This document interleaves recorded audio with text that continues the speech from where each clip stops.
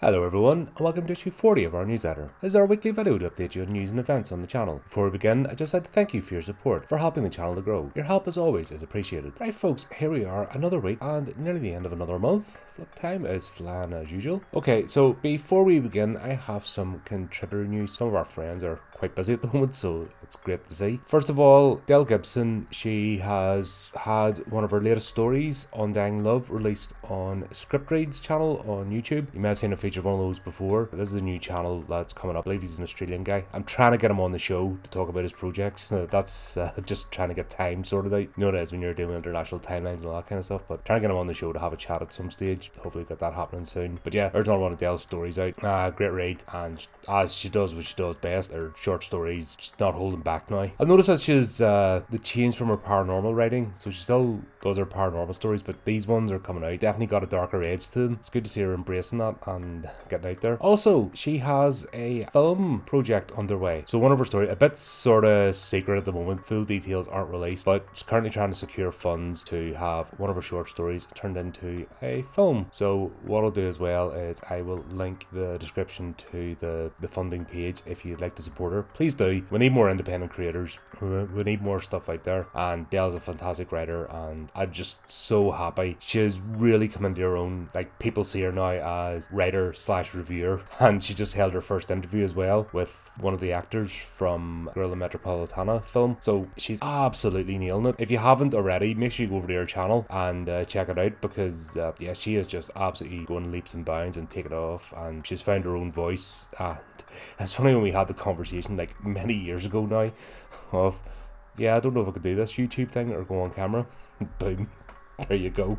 So just proof that anything's possible. You know, you never know where life's going to take you. Try something once and you never know. It might be, yeah, didn't enjoy that, or yeah, not my thing, or it could just take off. We'll never know unless we try. And Dale's a perfect example of that. She thought she'd try coming on to do... Did she come on to do the interview first? We did the interview because she'd already been submitting stories to the channel. Come on to do the interview, and then it was Killer Sofa. Like, I think we were talking about that last time. I guess one of my favourite reviews, because we just had such a laugh at that. But it was a case of, well, give it a go, you know, just having a chat. Look where we are now. She's got a thriving channel. I think she's past the 100 subscriber mark. If not, go over there and please give some love to the channel, because yeah, she's doing great stuff and could be more happy for her, and it's great when you see your friends succeed. Talking to friends, another friend of the channel, MJ Mars, her latest collection of short stories we've already got too far has just been released. So I believe this is her second publication herself. I know she's done loads of submissions to anthologies, so her work's basically being featured in other collections, but this is her own short story collection and her second publication, because the first one was The Suffering. I need to get MJ back on the show actually at some stage, but she's been on a few times now, not just had a chat but taken part in discussions and reviews and that, so that's always cool and a laugh. So there you go, as always, if you're on the email list. If not, why not? The links are in the description to sign up. All the links are in the email as it goes round. This is just a wee video to tie everything up, but yeah, don't be afraid to subscribe to our email list, because not just this weekly update, but if there's anything going on with our contributors that we find out about, or projects with the show, we'll keep you up to speed and in the loop. So there you go, it's all going ahead, and as always,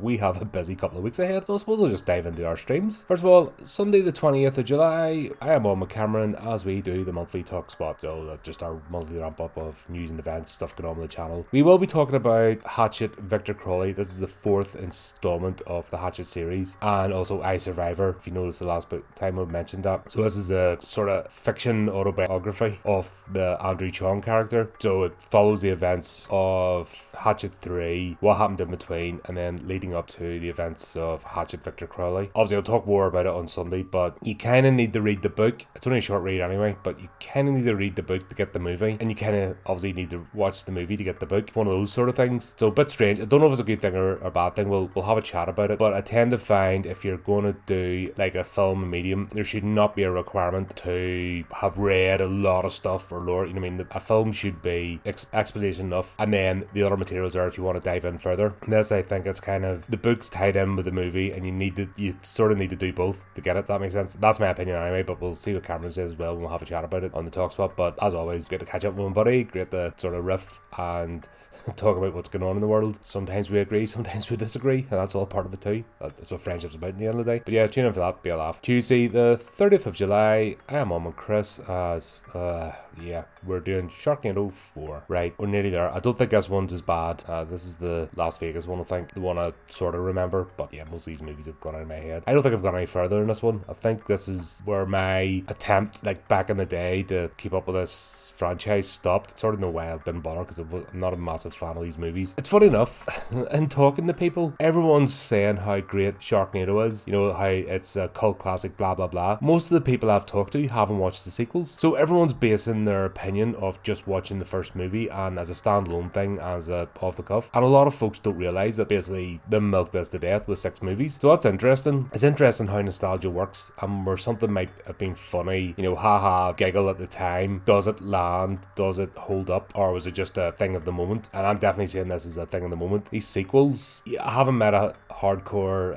Sharknado fan yet, funny enough. A lot of people with nostalgia over the first one, but that's really where it ends. So I'm feeling kind of vindicated in my opinion of it, but Chris and I will chat about it anyway, and I'm pretty sure there'll be a crazy theory thrown in there as well. Friday 2nd of August, fleeing our continuing exploration of horror anime with Akira. So of course you have to cover this movie. You can't talk about anime, you can't talk about manga without this movie. And it is a horror movie as well. It's a science fiction horror, you know, one of the first, and I've watched this loads of times. I have one of the collector's editions DVDs back in the day, and yeah, it's still a great movie, still holds up, and there are gruesome aspects to it. It doesn't hold back, and I think this is why Akira made manga hit the world stage. Not many people were even familiar with it before this movie came out, so this is really is a linchpin movie in sort of genre history, if that makes sense. So yeah, it'll be absolutely fun to have Flea on again and chat about this stuff and just go through it. And I can say now, before we even go, this movie still holds up. Monday the 5th of August, I'm on with Steve as we continue our look at Hammer horror films and classic horror with The Curse of the Werewolf. Sorry, this is back to the Hammer horror that we know, the classic Oliver Reed at his best, you know, back in the day, when what made him busy, a beloved actor. I have not seen this in years, so it'll be good to jump back into it. And as always, Steve brings he looks into the actors. That's something I don't do. He looks into the history of the actors of the time and what they were in, and he joins the dots with their connections in these movies. Something just completely goes over my head. So that's why it's always great to have someone on. That's why I love all my co-hosts, because they bring something to the table, and rather than just my, you know, I mean, I've got my focus, I've got my view, but it's only one person. We're having different viewpoints and different areas of interest, if that makes sense, what people look into. It just makes it a more full-bodied conversation, and then I learn things while I'm doing it, because it's not just me. I never started this channel just to stir into one of these things and yap, you know, and be famous. You know, that was never what this is about. It's about finding the right sort of group of people to have discussions with and look at ideas and how the art of film and book, especially within the horror genre, had such an impact in the world, because you can't deny that horror is one of the most impactful genres in all its forms. So yeah, having Steve on, having him look at that sort of side of things, and picking up the movie mistakes, which I, you know, unless it's really glaring, I think I've only caught him out once or twice so far where I've picked up something where he hasn't. I've been doing this for a while now, but it's just great to have someone with that keen eye. And unfortunately, the downside is we're going to have to put up with a few dad jokes. It's just part of it. So consider it the price of admission. Tuesday the 6th of August, I'm on with Brotherhood of Dice and Infinite Monkey Tales as we carry on with the Alien role-playing game. So this is session 17 of the Dracona Strain trilogy. We're right down to, I really don't know how long we've got left. I think we're really there. We've just turned the generator on. The end is in sight that we might get off the planet. We've finally figured out that if we act as a squad, we can actually maybe survive rather than running off on our own. So actually acting as a squad and just anything that appears, just blat it to death. Yeah, seems to be so far working. It's a shame it's taken us like 16 sessions to figure that out, but hey ho, it's all part of the fun. But yeah, we've got the generator on, so the space elevator should come online, but we've got to go rescue the Colonel and maybe find out what's going on in level 3. We'd sort of given up any premise of going looking down there, because once Reed bought it, that was it. You know, the motivation to actually go there went, but might have another squad member in trouble. But yeah, great game to play, great bunch of folks, we're all having a laugh, and we'll go off on tangents at the end. We could almost make an episode, see the stuff we yap about before the stream begins and afterwards.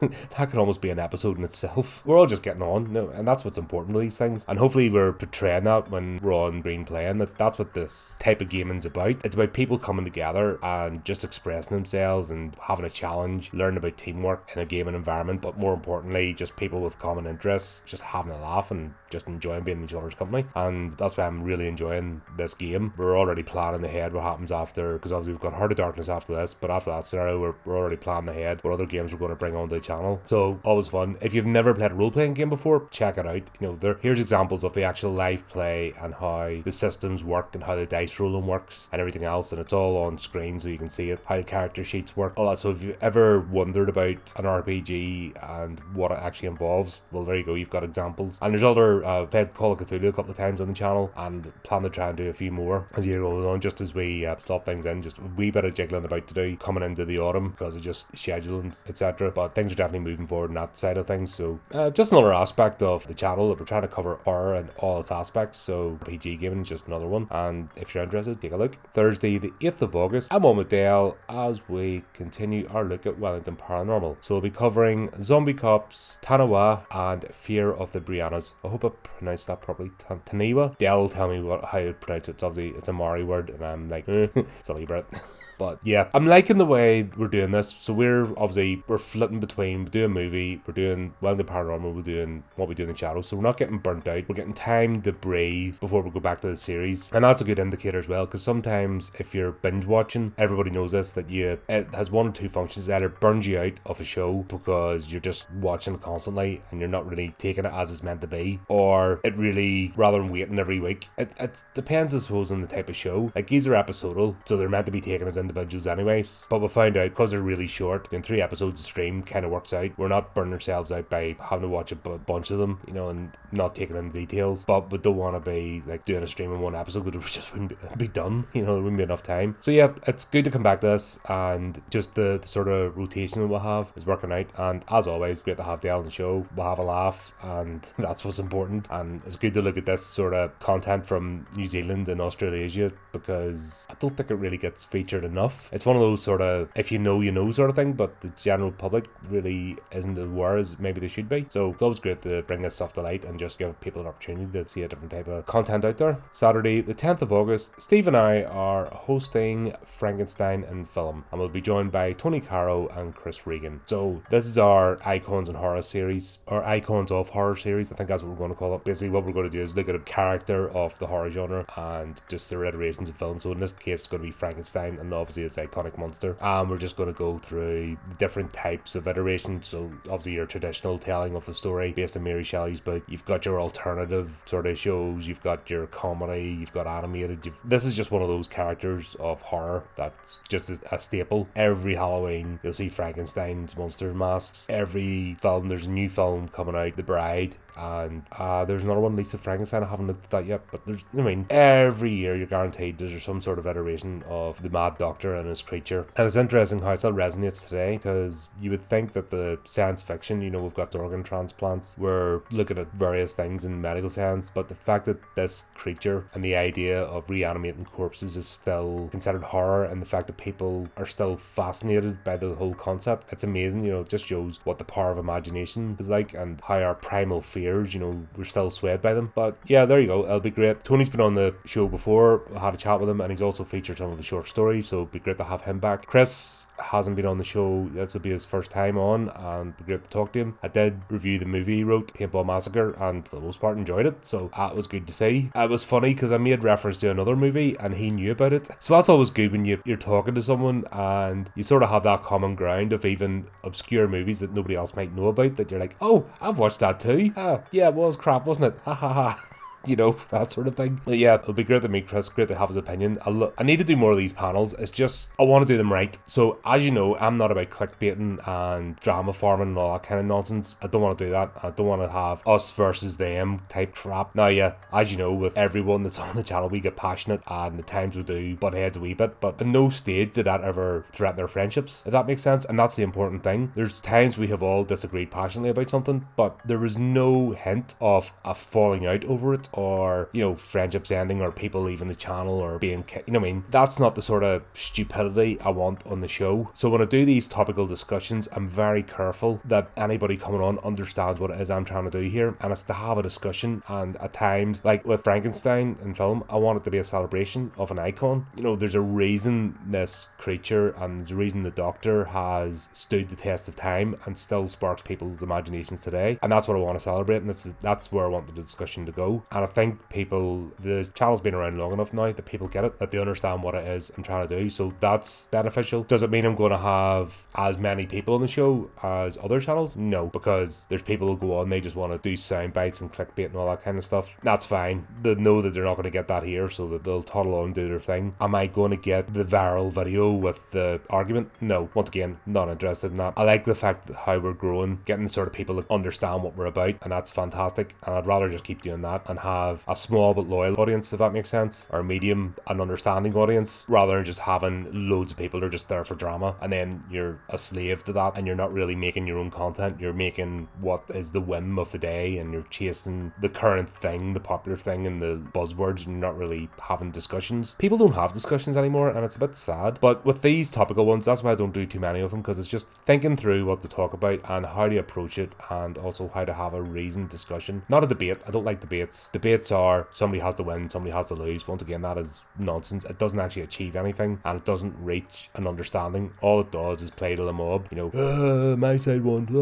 all that kind of crap, which I'm not interested in. But this will be a good one. We're having different folks on. It means bring different perspectives. Everyone has different life experiences and different exposure to the Frankenstein story, and maybe a few things. So we'll all bring something to the table, and it'll be just, like I said, just a celebration of the creature and where it worked, where it didn't work, top 3, what we consider to be worst. And once again, we'll all have different opinions, but that's fine. That's what it's all about, because better than just having one person who thinks their opinion's everything, because that's boring. But there you go, looking forward to that. And finally, Sunday the 29th of September, we're having our TalkSpot birthday bash. So the channel turns 4 years old this year, and thankfully being able to find a time and a spot, and everybody's going to be there. So Dale, Chris, Steve, Cameron, the whole team is going to be on. Maybe one or two popping in, but that's sort of the core group of the podcast, and it'd be great to have everybody, because I don't think everybody's met each other online yet. I know there's been interaction between them, but I don't think everybody has been on at the same time, just because of international timings and work commitments and all that kind of stuff. So this will be good. I'm excited, if for nothing else, just to have all my buddies on the show, just to go, yay, we're all together for once. And that's what it's going to be. It's just going to be a celebration of the show, just talking about the highs and the lows, like when we started out, what the struggles we had, how we got past them, where we are today, and more importantly, what we plan for the future. Everybody's own projects, how they've come along, how they've sort of come in, why they stay with the show, what they've planned to bring to the table in the future, because this isn't just a me thing, that's why it's not the Colin Martin show about Colin, because that would be boring. I'd bore myself if it just made it about me. Never mind you folks. I'm not that sort of person, not that narcissistic. So what I hope I've done with this is give everybody that's a regular contributor a chance to create themselves and bring their own voice to the table. And I hope that the platform has helped with people's own personal projects and push themselves out there a bit. Maybe something they haven't done before, or they've got their own stuff going on and being able to use the show. Every time I do a show, as you know, I'll clip out a short and use it as an ad. And if it's not just me, I always have the other host on, or the guest, because you see me enough, if that makes sense. So you know what I look like. So it's good to always give a wee shout out to everyone who's taking part. But it'd just be interesting to have that chat. And once again, another celebration. I am so proud of this podcast. I really have seen us turn a corner and really gain traction. And it's just that, why do you do this thing? You can't do it for clicks and just for the sake of getting followers, and you have to actually have a passion for what you're doing, because you're going to spend so much time being obscure and nobody knowing who you are and nobody watching your content. That's just part of the journey. So if you're looking to be famous, then this is the wrong thing to do, because 4 years in, we've built a decent following across all our platforms. Are we anyway massive? No. Can we be? Absolutely. The direction is only going up. More people are coming by the week and finding us and commenting and getting involved, and that's fantastic. And the chat during the live stream starting to pick up. We're getting folks in and saying hello across the platforms, and that's what it's all about. But it takes time, and you have to have a vision. I believe you have to have a vision, and it's not just about you. If your vision is me, well, many people crash and burn when they do that. Some folks might get success, and usually it's the sort of antagonistic clickbait type, but they always crash and burn. Some take longer than others, but at the end of the time, if your whole focus is me, then you never last too long. I want to build something with this that will last beyond me. So if I get to a point, which will happen one day, that this has run its course, don't want to do it anymore, it'll be there, and it'll be something that'll exist outside of me. If I get hit by a bus tomorrow, hope I don't. I can't happen to like living.